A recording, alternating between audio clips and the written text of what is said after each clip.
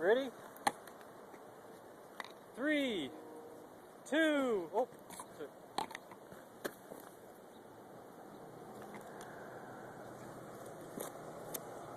3, 2, 1.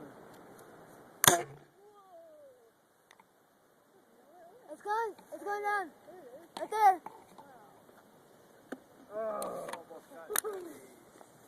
Wow. You could probably like cut off the end of it, like.